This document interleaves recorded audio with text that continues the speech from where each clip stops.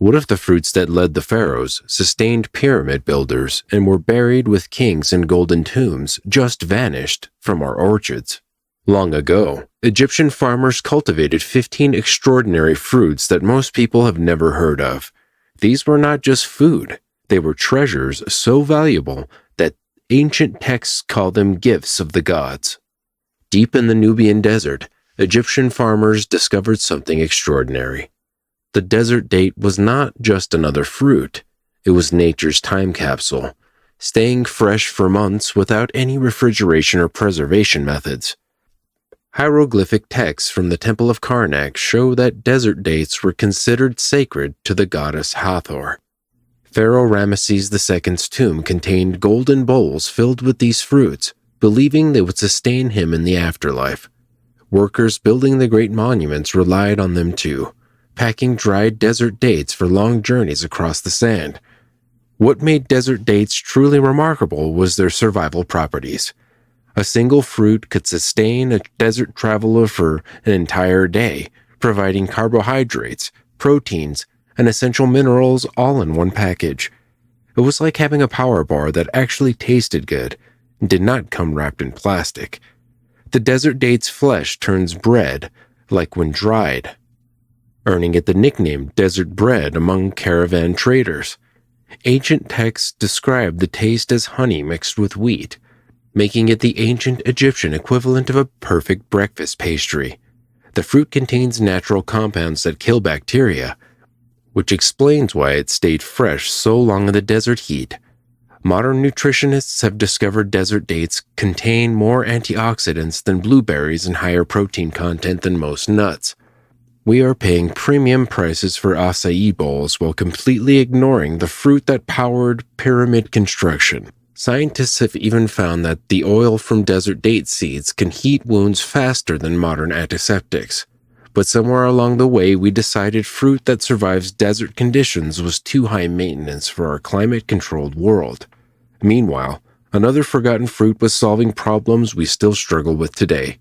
The argan palm grew in the most remote corners of the Nubian desert, producing dates so precious that only pharaohs could afford them. This was not your ordinary palm tree. It was the rarest of the rare, growing in secret oases only known to desert nomads. Archaeological evidence reveals something stunning. Dried argan palm fruits were found in Tutankhamun's tomb, carefully wrapped in linen like precious jewels. The young pharaoh took these fruits to his grave, believing they held powers beyond mere nutrition. Only expedition leaders and the highest nobility ever tasted these exotic dates, which came from the very edge of the known world. The fruits themselves were larger than regular dates, with a unique flavor that ancient texts compared to caramel mixed with exotic spices. Desert traders would risk their lives venturing into the most dangerous parts of the Nubian desert just to harvest a few baskets of these fruits. The journey could take weeks, crossing scorching sands and navigating by stars, all for fruit that commanded higher prices than gold in Egyptian markets. What made argan dates so special was their incredible nutritional density. Each fruit contained compounds that modern science has only recently identified, natural substances that boost immune function and protect desert ailments. The palm itself was nearly impossible to cultivate outside its native habitat, refusing to grow anywhere except in specific desert conditions that remain a mystery even today. Sadly, the argan palm has almost vanished from Earth. Fewer than 100 wild trees remain, making it one of the rarest plants on the planet. We let a fruit that pharaohs treasured more than gemstones slip through our fingers, and with it went knowledge of desert survival that took thousands of years to develop. Yet just as we are losing these desert treasures, Egyptian farmers had already mastered something even more mysterious. In the sacred groves of Heliopolis, there grew a tree so holy that only priests were allowed to harvest its fruit. The persea was not just food, it was divine medicine wrapped in a golden orange flesh. According to myth, this was the very tree under which the serpent Apophis, enemy of the sun god Ra, met his doom. Every persea fruit was considered blessed by the gods themselves. Temple inscriptions reveal that pharaohs believed their names were written on persea leaves by Thoth, the god of wisdom, granting them eternal life and divine protection. The fruit tasted like nothing else in the ancient world, combining the sweetness of berries with the richness of butter, creating flavors that made even jaded palace cooks weep with joy.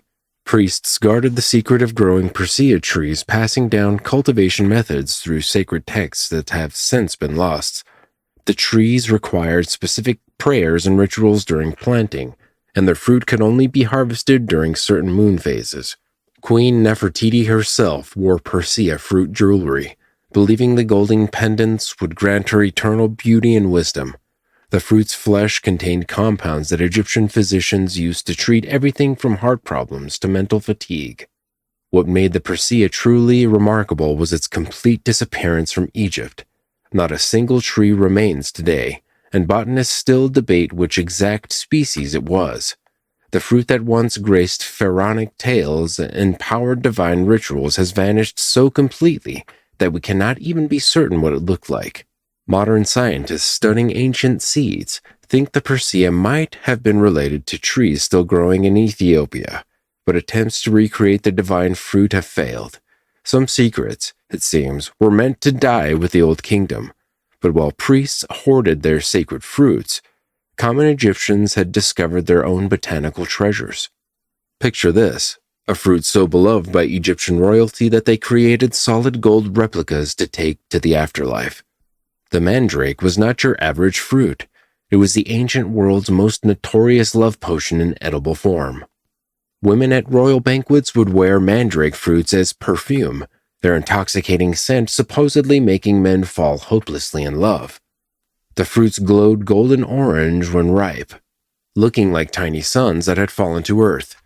In tomb paintings, Queen Nefertiti offers mandrake fruits to Akhenaten, perhaps the most romantic gesture preserved in stone for over 3,000 years.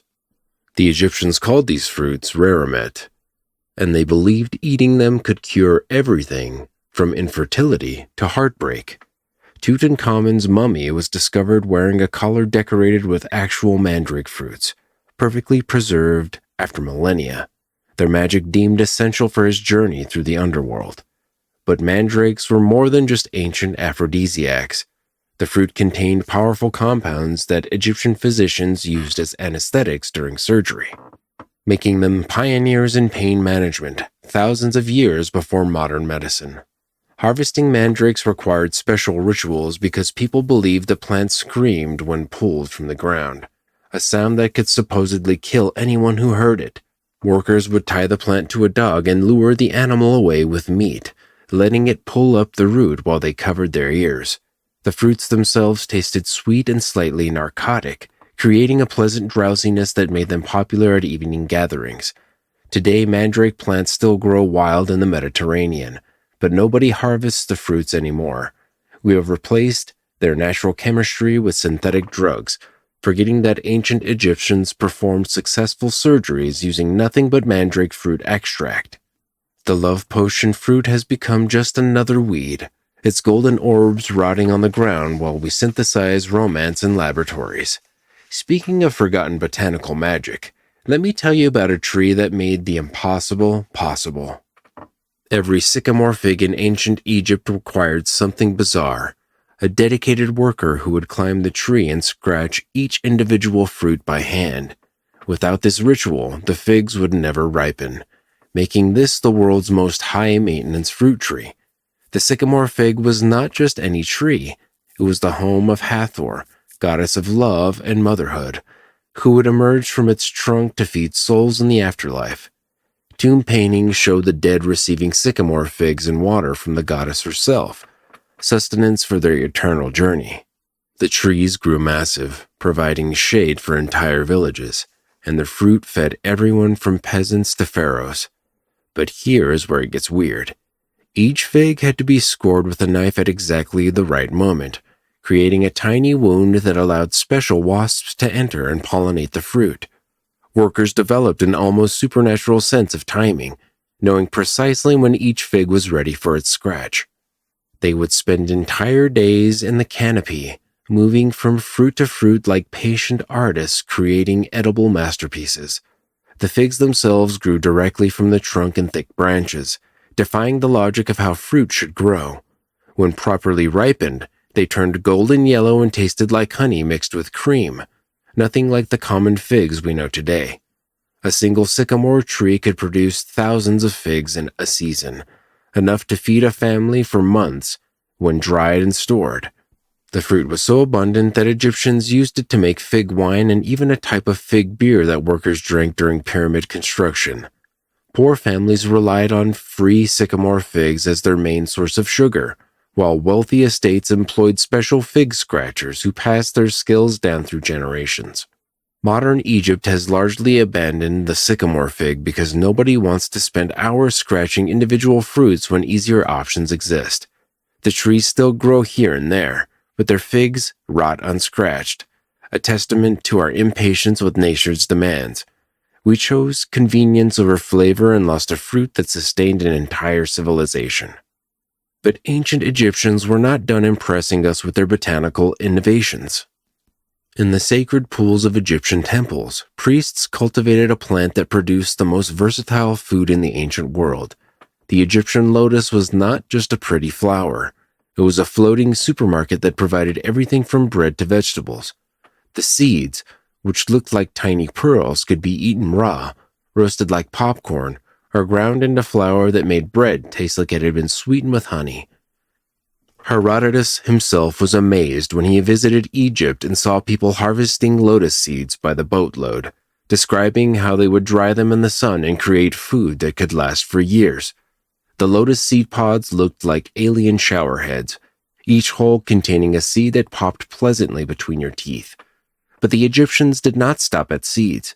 They ate roots, too, which grew as thick as a man's arm and tasted like sweet potatoes when roasted. Temple workers would wade into sacred pools at dawn, pulling up lotus stems that could be eaten like celery or cooked into stews that priests claimed could grant visions of the gods. The blue lotus opened at sunrise and the white lotus at sunset, creating a natural clock that regulated temple activities and mealtimes. What made lotus cultivation genius was its efficiency.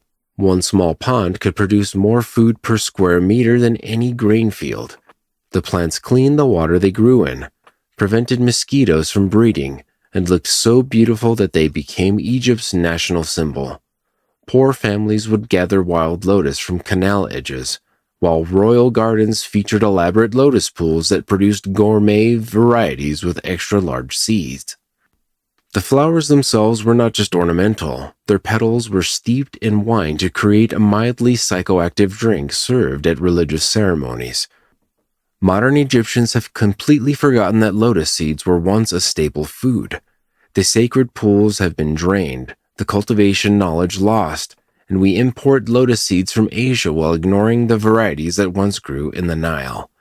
We turned a food source into mere decoration, choosing pretty water gardens over edible ones. Yet this was not the only Egyptian innovation we abandoned for no good reason. Imagine a tree so generous it practically threw fruit at you, producing massive clusters that grew bigger than melons and lasted longer than any preservation technology could manage. The doom palm was ancient Egypt's answer to the coconut, except better in every way. Its fruits had a crispy shell-hiding flesh that tasted exactly like gingerbread cookies, earning it the nickname nature's dessert among pyramid workers. The doom palm did something no other palm could do. It branched like a regular tree, creating multiple crowns that each produced their own fruit clusters. This meant one tree could feed an entire neighborhood, producing hundreds of fruits that ripened at different times throughout the year. Caravan traders valued doom fruits above all others because they seemed immune to spoilage, staying fresh in the desert heat for months without any special treatment. The secret was in the fruit's unique chemistry, natural preservatives that scientists today are still trying to understand and replicate. When dried and ground, doom fruit made a powder that Egyptians mixed with water to create an instant energy drink, basically the world's first sports beverage. The fruit's hard shell was not wasted either, crafted into cups, bowls, and even children's toys that have been found in archaeological sites. Doom palms grew in places where nothing else would survive, thriving in salty soil and extreme heat that killed other fruit trees. They were the ultimate survival food, requiring no irrigation, no fertilizers, and no care whatsoever, while producing more nutrition per tree than modern orchards. The taste was so distinctly delicious that Roman emperors had doom fruits shipped to Rome at enormous expense, considering them superior to dates. Even the wood was valuable, so hard and durable that doom palm beams in ancient temples still support roots after 5,000 years. Today, doom palms still grow in Egypt and Sudan, but hardly anyone harvests the fruit commercially. We decided that a fruit tasting like gingerbread cookies was somehow less desirable than importing expensive dates from elsewhere. The tree that fed ancient Egypt for millennia has been reduced to a curiosity, its fruits rotting on the ground while we pay premium prices for inferior alternatives. But wait until you hear about the fruit that made ancient Egyptian workers riot when supplies ran low. There was a fruit so essential to daily life in ancient Egypt that workers literally went on strike when their rations did not include it. Christ's thorn, jujube, was the working-class hero of fruits, growing wild along the Nile and producing berries that kept builders, farmers, and soldiers going through the hardest labor. These were not just snacks. They were portable nutrition that could mean the difference between finishing a monument and collapsing from exhaustion. The thorny trees grew everywhere, turning wasteland into free food markets that nobody owned but everybody harvested.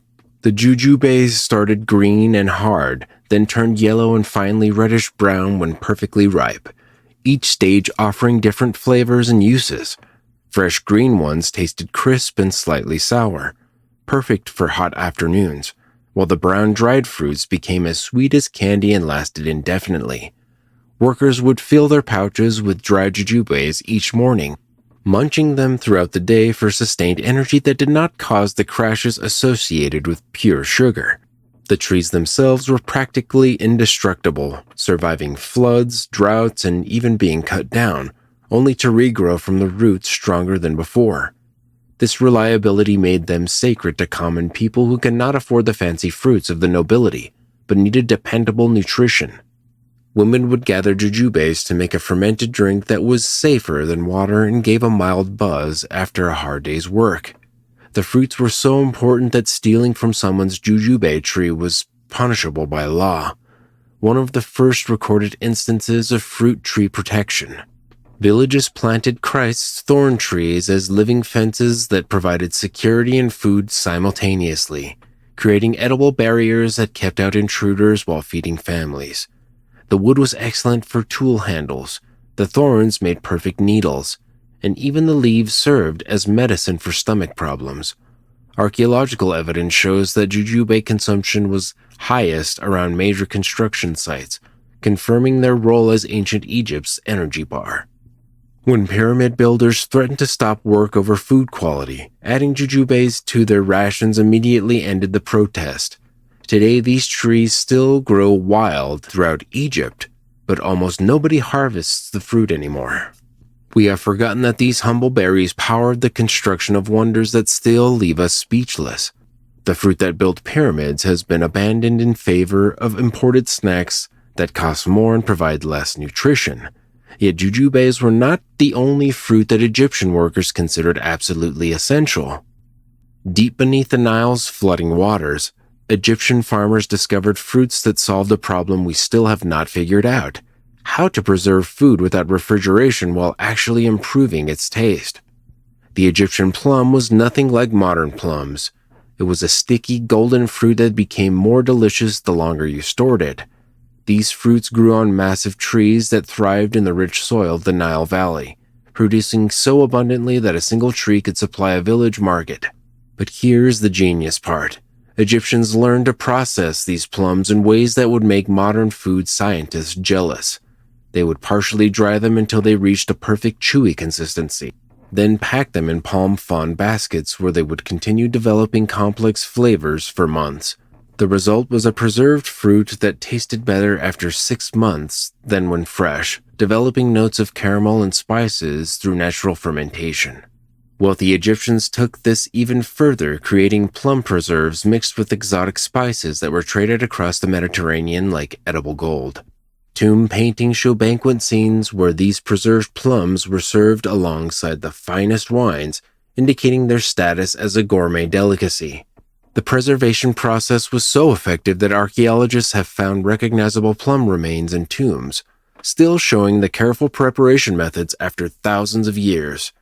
Egyptian plums were also the base for a special sauce that accompanied meat dishes, similar to modern chutneys but with a complexity we can barely imagine. Physicians prescribed plum preparations for digestive issues, and the concentrated fruit sugars made excellent wound dressings that prevented infection. The trees themselves were considered valuable property, often mentioned specifically in wills and marriage contracts as significant assets. One papyrus records a legal dispute over plum tree ownership that went all the way to the royal court, showing how seriously these fruits were taken. The variety of Egyptian plum that created these miraculous preserves has vanished completely. Modern botanists think it might have been related to species still growing in Asia, but attempts to recreate the ancient preservation methods with current plums have failed. We lost not just a fruit, but an entire food technology that surpassed anything we have today. Speaking of lost food technologies, the next fruit revolutionized ancient sweetening in ways we are only beginning to understand. Before sugarcane, before honey became widely available, before anyone dreamed of artificial sweeteners, Egyptian bakers had a secret weapon that made their breads and cakes irresistible. Carob pods were nature's candy bars, so sweet that their hieroglyph literally became the symbol for sweetness itself in Egyptian writing. These long, leather-brown pods grew on trees that asked nothing but gave everything, thriving in poor soil where other crops failed. The pods contained a pulp so naturally sweet it could replace honey in any recipe at a fraction of the cost. But Egyptian innovation did not stop at simple substitution. They developed techniques to extract carob syrup that was even sweeter than the original pods. The syrup became the common person's honey, affordable enough for daily use but delicious enough for royal banquets. Bakers would grind whole pods into flour that added both sweetness and a chocolate-like flavor to breads, creating varieties that Roman visitors raved about in their letters home. The carob tree produced so reliably that landlords accepted carob harvests as rent payment, and merchants used standardized carob pods as a form of currency in some regions. What made carob truly special was its stability. Unlike honey that could ferment or crystallize, carob products stayed perfect indefinitely. Egyptian brewers discovered that adding carob to beer created a smooth, sweet flavor that masked the bitterness of primitive brewing techniques. This carob beer became so popular that brewery workers received part of their wages in carob rations. The seeds inside carob pods were so uniformly sized that they became the original carat weight for measuring gold and gems. Mediterranean traders noticed that every single carob seed weighed exactly the same, making them perfect for precision measurements. This is why we still use carats today, a measurement system born from Egyptian carob cultivation. Children would chew raw carob pods like candy, getting both nutrition and entertainment from the sweet, chewy texture. Modern carob is often dismissed as a poor chocolate substitute, but ancient Egyptians knew better. They had developed dozens of carob varieties, each with unique flavors and sweetness levels that we have lost through neglect. The tree that once sweetened an empire has been reduced to health food store obscurity, its true potential forgotten. But carob was not the only sweet surprise Egyptian farmers had mastered. Imagine a fruit so perfectly designed for ocean voyages that it revolutionized Mediterranean trade routes 3,000 years ago. The pomegranate arrived in Egypt as an exotic import but quickly became so essential that Egyptians engineered entirely new varieties. These were not the pomegranates you know today. They were larger, sweeter, and packed with juice that stayed fresh for months inside the fruit's leather-tough skin. Egyptian agricultural scientists, and yes, they deserve that title, developed cultivation techniques that produced pomegranates the size of small melons. They discovered that controlling water stress at specific growth stages concentrated the sugars, creating fruits so sweet that they were basically nature's candy. Royal gardens competed to produce the most spectacular varieties, with some pomegranates containing over 1,000 crimson jeweled seeds. The juice was not just refreshing. Egyptian chemists learned to concentrate it into a syrup that became one of the world's first international trade goods. This pomegranate molasses could flavor foods, preserve meats, and even serve as medicine, all while lasting years without spoilage. Ships carrying pomegranate syrup from Egypt could sail to distant ports knowing their cargo would arrive in perfect condition. But the real innovation was in medical applications. Egyptian doctors discovered that pomegranate rinds, usually thrown away, contained powerful compounds that could stop deadly dysentery. They developed standardized preparations that saved countless lives, especially among soldiers and sailors who faced contaminated water.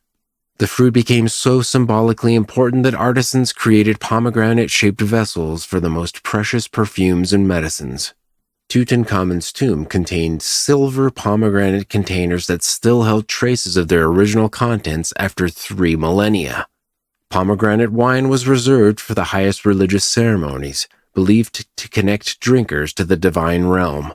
The variety of pomegranates developed in ancient Egypt produced fruit year-round through careful cultivation, early, middle, and late varieties. This constant supply made Egypt the pomegranate capital of the ancient world until political upheavals destroyed the gardens. Today's pomegranates are descendants of these Egyptian varieties, but we have lost the extreme diversity they created. Modern agriculture focuses on a few commercial types, abandoning hundreds of unique Egyptian cultivars that took centuries to develop. The fruit that once funded empires has been reduced to seasonal appearances and juice blends. Yet pomegranates were just the beginning of Egypt's agricultural revolution. When Egyptian farmers first encountered olive trees, they faced an impossible challenge. How do you grow Mediterranean trees in the desert? Their solution was so ingenious that modern agricultural engineers still study their techniques. Instead of giving up, Egyptians created artificial microclimates using canal systems and windbreaks that tricked olive trees into thinking they were still by the sea. They developed pruning methods that concentrated the tree's energy into fewer but higher quality olives, producing oil so pure it glowed golden in temple lamps. This was not just agriculture, it was landscape engineering that transformed entire regions. The Fayum oasis became Egypt's olive capital through massive earthworks that created perfect growing conditions in the middle of nowhere. Egyptian olive oil was not like the bitter oil from wild olives. Selective breeding created varieties with natural sweetness that needed no processing. This oil became so valuable it was used as currency, with temple accounts showing precise exchange rates between oil volumes and gold weights. Priests discovered that Egyptian olive oil burned longer and cleaner than any other fuel, making it essential for temples that needed eternal flames. The smoke from burning Egyptian olive oil was said to carry prayers directly to the gods, creating a spiritual industry around cultivation. But the real revolution was in preservation. Egyptian oil makers developed amphora designs that kept oil fresh for decades through ingenious airlock systems. These ceramic vessels regulated oxygen exposure so perfectly that oil improved with age rather than going rancid. Merchants would buy young oil and store it in Egyptian amphorae, knowing it would double in value within 5 years.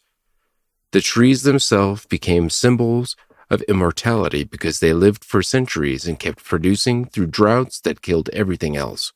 Pharaohs planted olive groves as monuments more permanent than stone, knowing the trees would outlive the pyramids. Modern DNA analysis shows that some olive trees in Egypt today are direct descendants of pharaonic plantings, still producing after 3,000 years. We have mechanized olive production but lost the artisanal knowledge that made Egyptian oil legendary throughout the ancient world. The careful cultivation techniques that created distinct regional flavors have been replaced by industrial uniformity, yet even olives pale in comparison to the next agricultural miracle. The day Ramesses II bit into his first apple marked a turning point in Egyptian agriculture that historians barely mention. Apples should not grow in Egypt. They need cold winters, specific day lengths, and temperature patterns that the Nile Valley simply does not provide. But Egyptian horticulturalists achieved the impossible through techniques so advanced we are only now understanding them. They created underground cooling chambers that simulated winter, triggering dormancy in apple trees during Egypt's mild season. These were not natural caves but engineered structures that used water evaporation and thermal mass to maintain precise temperatures. The effort required was staggering. Teams of workers managing ventilation systems and water flows to create artificial seasons. Each apple tree received individual attention, with specialists monitoring bud development and adjusting microclimates accordingly. The apples produced were small by modern standards but intensely flavored, concentrating sweetness in compact packages that exploded with taste. Ramesses III boasted about his apple orchards in official inscriptions, listing production numbers that seemed impossible until archaeologists found evidence of the cooling systems. 800 baskets of apples from a climate where apples should not exist represented agricultural triumph beyond mere farming. These apples became the ultimate status symbol, worth more than gold because gold could be mined, but apples required genius to grow. Foreign diplomats receiving Egyptian apples as gifts understood the message. If we can grow these here, imagine what else we can do. The varieties developed were unique to Egypt, adapted through patient selection to need less cooling than their ancestors. These apples had names lost to time, flavors we will never taste, representing genetic diversity destroyed by neglect. When the knowledge of artificial cooling was lost, the orchards died with a generation, taking irreplaceable varieties with them. Modern Egypt imports apples from temperate countries, having forgotten it once led the world in impossible horticulture. The underground chambers lied buried and broken, their engineering secrets waiting to be rediscovered. But the quest for impossible fruits did not end with apples. Picture the scene. Roman nobles in Egypt biting into fresh peaches while snow fell on their colleagues in Rome, courtesy of Egyptian agricultural technology that seemed like magic. Peaches arrived late in Egyptian history but immediately captured imaginations with their impossible softness and sweetness in a land of hard fruits. Egyptian farmers took this Chinese fruit that had traveled through Persia and transformed it into something uniquely African. They developed irrigation techniques that delivered exactly the right amount of water at precisely the right times, creating peaches juicier than any grown elsewhere. The secret was an understanding that peaches needed stress followed by abundance, mimicking their original mountain habitat through controlled cultivation. Alexandrian gardens became famous across the Mediterranean for peaches that reached the size of modern grapefruits while maintaining perfect flavor. These were not the fuzzy, firm peaches we know, but smooth-skinned varieties with flesh so soft they had to be eaten within hours of picking. Egyptian peach wine became the drink of choice for Cleopatra's court, a delicate pink nectar that Roman writers claimed could make anyone fall in love. The orchards required constant misting systems that created rainbow-filled clouds, making peach groves the most beautiful agricultural spaces in ancient times. Workers specialized in detecting the perfect moment of ripeness, using techniques passed down through families that could predict peak flavor within hours. One variety developed in the Fayum region produced white-fleshed peaches with red stars radiating from the pit, considered so beautiful they were used as temple offerings. The agricultural papyri describing peach cultivation read like poetry, with precise instructions wrapped in metaphors about capturing sunrise in fruit form. When these orchards were abandoned during political upheavals, the knowledge went with them, including grafting techniques that created trees bearing multiple varieties. Modern Egyptian peach growing uses imported varieties that never match the descriptions of ancient sweetness and size. The misting systems have been replaced by drip irrigation that efficiently delivers water but not the magic. We gained agricultural efficiency but lost the artistry that made Egyptian peaches legendary from Carthage to Constantinople. And then there was one final fruit that proved Egyptian farmers could domesticate absolutely anything. The story of apricots in Egypt reads like ancient science fiction. Farmers taking a Central Asian mountain fruit and convincing it to thrive in river valley heat. This was not gradual adaptation, but rapid transformation using techniques that would not be rediscovered until modern genetic science. Egyptian cultivators somehow compressed thousands of years of evolution into decades, creating apricot varieties that fruited in temperatures that should have killed them. They achieved this through controlled hybridization programs that medieval European monks would later copy for different crops. The apricots produced were not the small, tart fruits of their homeland, but massive honey-sweet orbs that dripped juice at the slightest pressure. One variety grown near Memphis produced fruit with flesh that separated cleanly from the pit, revolutionary for a time when most stone fruits clung stubbornly. These free stone apricots became so popular that special containers were designed to transport them without bruising, ceramic nests that held each fruit separately.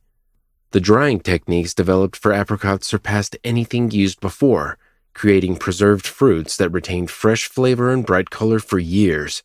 Egyptian dried apricots became the standard against which all others were measured, commanding prices that made them profitable to ship to India. But the real innovation was in the trees themselves. Egyptians created the first true dwarf apricot trees through selective breeding and pruning. These compact trees produced full-sized fruit on the plants small enough for courtyard gardens, democratizing what had been elite produce. The breeding programs maintained detailed records on clay tablets, tracking generations of crosses with scientific precision. They understood inheritance patterns 2,000 years before Mendel, using their knowledge to stack desirable traits. When the libraries containing these records were destroyed, humanity lost genetic knowledge that took centuries to rediscover. Modern apricot breeding has achieved similar results through different methods, but we will never know what other varieties the Egyptians created. The fruit that proved Egyptian agricultural supremacy became just another imported commodity when the knowledge disappeared. Today, Egypt grows apricots again, but they are the descendants of European varieties, not the miraculous Egyptian cultivars that once amazed the ancient world. These 15 fruits tell a story of agricultural genius that we are only beginning to appreciate. Egyptian farmers were not just growing food. They were conducting long-term experiments in food engineering. When we lost these fruits, we lost more than flavors. We lost sustainable agriculture systems perfectly adapted to local conditions. All in all, we lost history.